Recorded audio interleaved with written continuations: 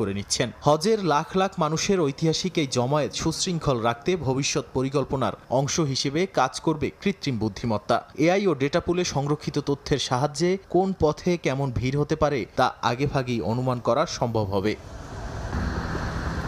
যে কোনো ধরনের অনাকাঙ্ক্ষিত পরিস্থিতি এবং জরুরি অবস্থা এড়াতে মাঠ পর্যায়ে মোতায়েন রয়েছে সৌদি আরবের সিভিল ডিফেন্স বা বেসামরিক প্রতিরক্ষা দল। সংস্থাটির মহাপরিচালক জানান, পবিত্র স্থানগুলোতে বাহিনীর সদস্যদের কৌশলগত মোতায়েন যে কোনো সংকটে দ্রুত সাড়া দিতে সাহায্য করবে। বড় কোনো দুর্ঘটনা ঘটার আগেই যাতে পরিস্থিতি নিয়ন্ত্রণে আনা যায়, সে লক্ষ্যেই সাজানো হয়েছে এবারের প্রতিরোধমূলক নিরাপত্তা পরিকল্পনা।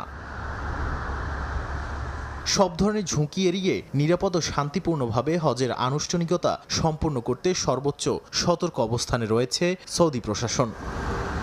নাদিম মারজান, সময় সংবাদ। ভারতের পশ্চিমবঙ্গে বিজেপি সরকারের পশু জবাই সংক্রান্ত বিধিনিষেধ চালু করায় মলিন ঈদ আনন্দ। পবিত্র ঈদ উল আজহার আগে চরম ভোগান্তিতে পড়েছে সংখ্যালঘু মুসলিম সম্প্রদায়।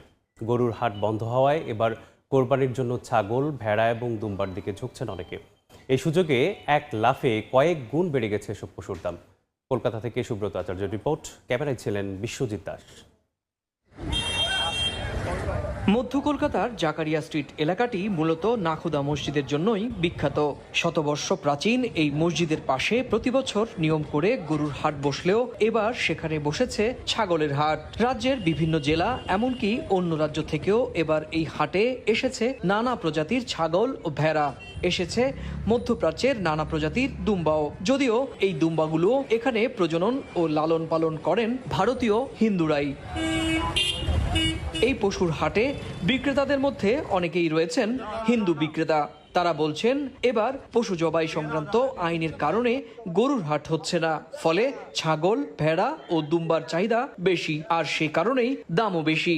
দামটা তো মোটামুটি বেশি। এই তিনটা যা আছে এটা 95 বলছে। এটা তিনটা গায়ে কুরবানি গুলো তো মানে বেন্ড হয়ে গেছে না, সেই জন্য দামগুলোটা হাই হয়ে গেছে। মার্কেটে মাল নেই তো, সব জায়গায় তো কুরবানিতে গরু, মোষ, উট চলে, এবার তো বন্ধ হয়ে গেছে।